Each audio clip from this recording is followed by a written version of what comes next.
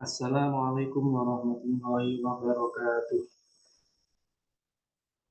Perkenalkan, nama saya Robitul Wahid. Saya mahasiswa PTIQ semester 5 jurusan IAT atau Ilmu Al-Quran dan Tafsir. Kali ini saya mendapatkan tugas untuk menjelaskan materi tentang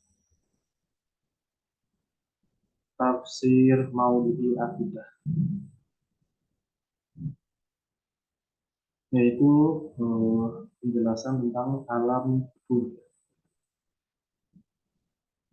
Seperti yang kita ketahui, dalam kehidupan manusia itu menghadapi beberapa fase kehidupan yang mesti dilalui.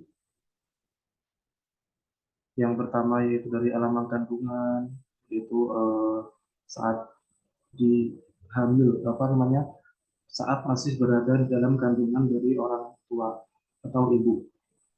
Setelah itu masuk fase yang kedua yaitu hidup di dunia ya, yang masuk setelah dilahirkan masuk dalam alam dunia yang berproses dari bayi sampai dewasa, tua, terus meninggal atau masuki ke fase yang ketiga yaitu ke alam kubur atau alam barzakh.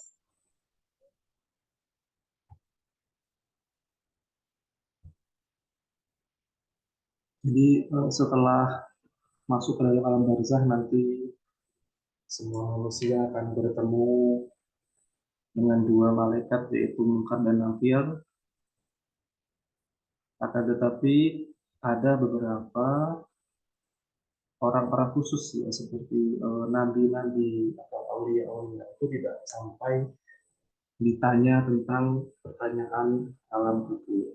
Jadi khusus untuk orang-orang terkasih Allah itu tidak mendapatkan pertanyaan-pertanyaan seperti pada umumnya manusia yang berada di dalam alam kubur.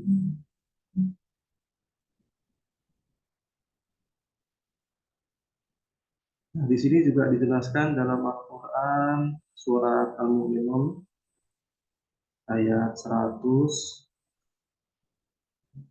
tentang penjelasan alam kubur atau alam barzakh.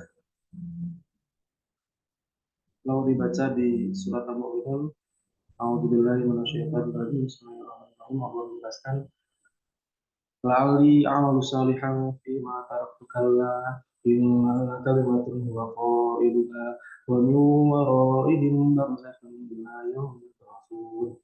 Ya, artinya agar aku dapat berbuat kebajikan yang telah aku tinggalkan sekali-kali tidak.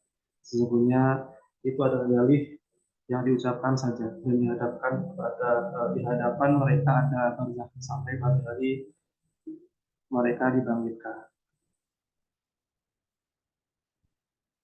Ayat lainnya yaitu surat Al-Furqan ayat 53.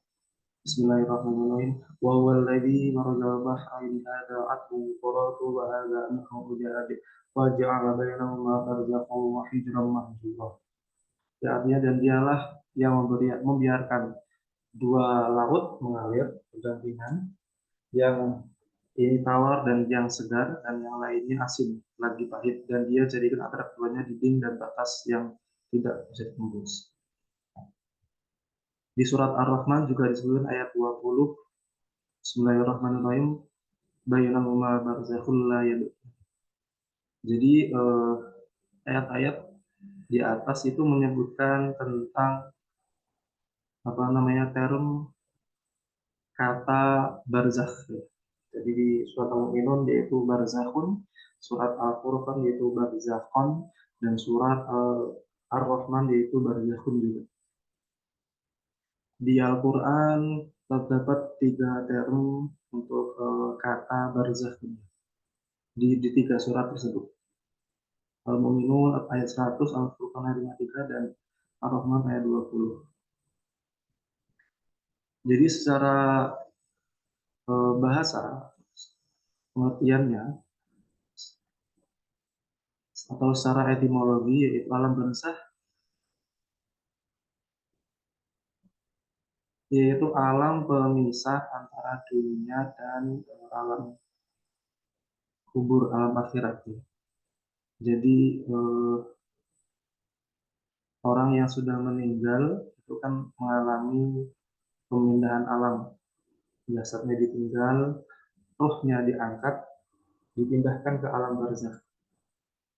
Jadi meskipun eh, kalau dilihat secara mata telanjang atau secara langsung, orang-orang yang di dalam kuburan itu tidak mengalami apa-apa. Kalau dilihat secara langsung sepertinya tidak ada apa-apa di dalam kuburan seseorang.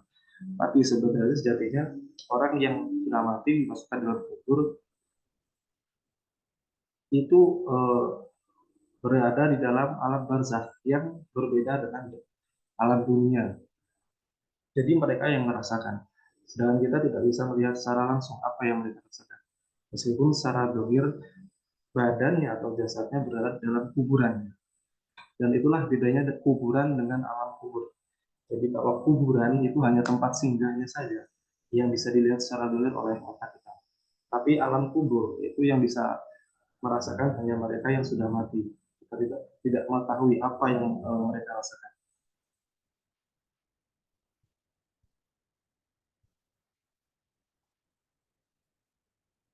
Nah, identifikasi ayat selanjutnya ialah identifikasi ayat untuk kata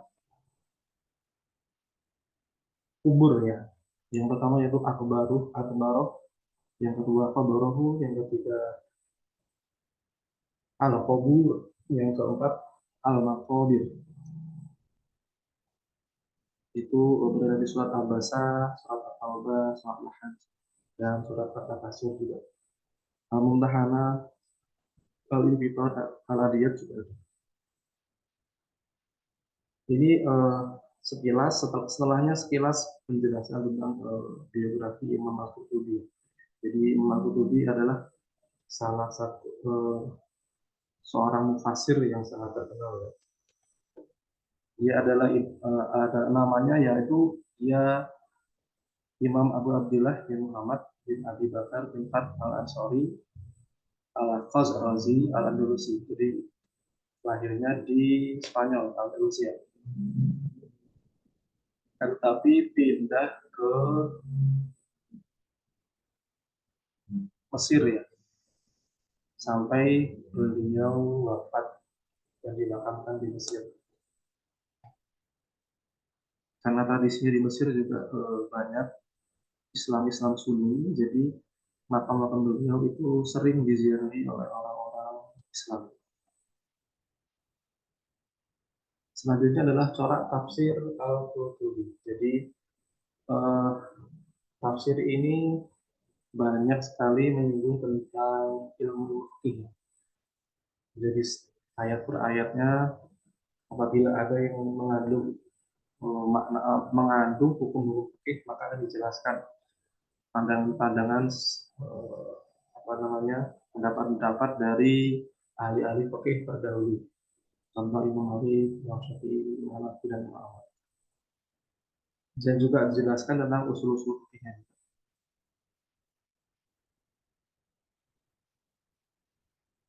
Selanjutnya adalah pandangan mufasir terhadap alam bangsa.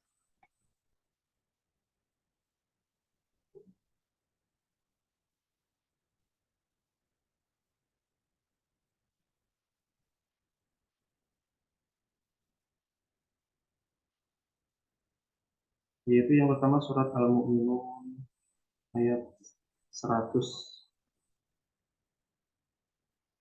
yang di situ menjabarkan adanya apa namanya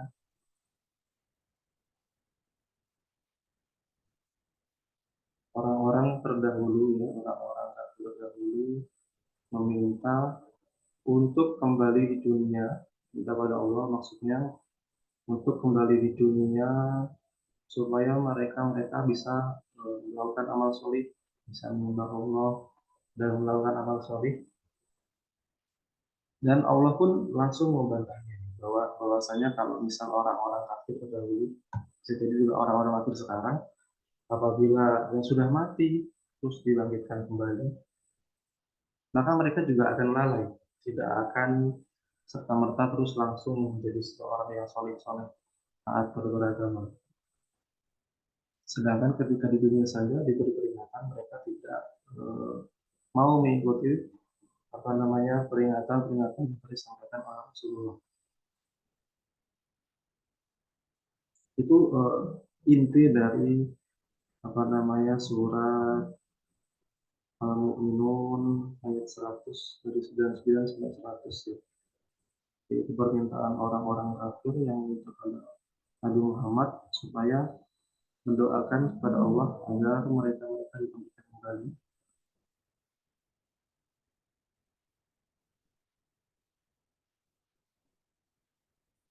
Atau itu adalah orang-orang yang sudah mati ya, orang yang sudah mati, yang sudah bertemu dengan Allah dan mereka minta hidup kembali, dan itu sampaikan kepada Nabi Muhammad untuk menjadi peringatan kepada orang-orang yang masih hidup. Seperti itu jadi.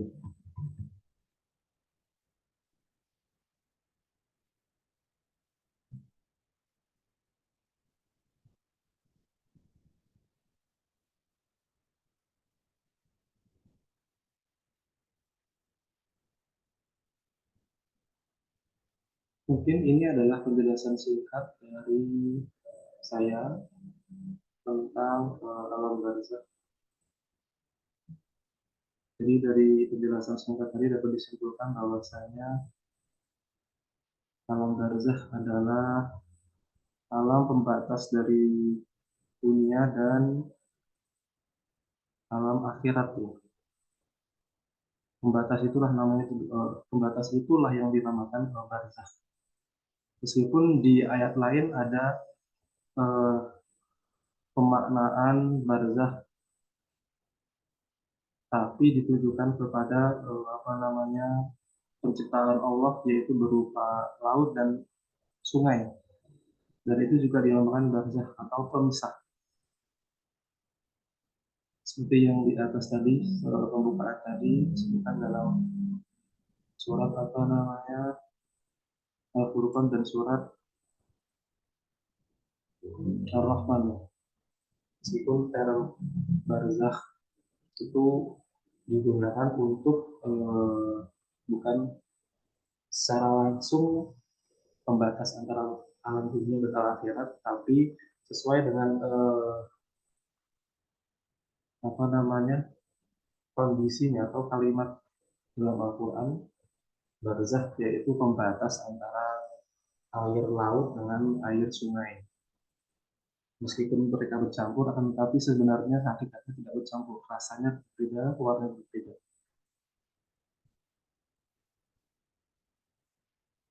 Dari penjelasan di atas dapat disimpulkan bahwasanya alam barzakh adalah pemisah antara alam dunia dan alam akhirat. Adapun term-term barzakh dalam ayat-ayat yang lain mempunyai makna yang tertentu ya, bukan hanya sebatas tentang alam kubur dan alam akhirat, tetapi juga membahas tentang apa namanya penciptaan Allah yang lain seperti sungai dan air laut tadi. Mungkin hanya itu yang dapat saya sampaikan penjelasan singkat dari materi ini. Lebih dan kurangnya saya mohon maaf. Kritik dan saran yang membangun supaya saya sendiri lebih baik dalam belajar maupun dalam menyampaikan sebuah materi. Assalamualaikum warahmatullahi wabarakatuh.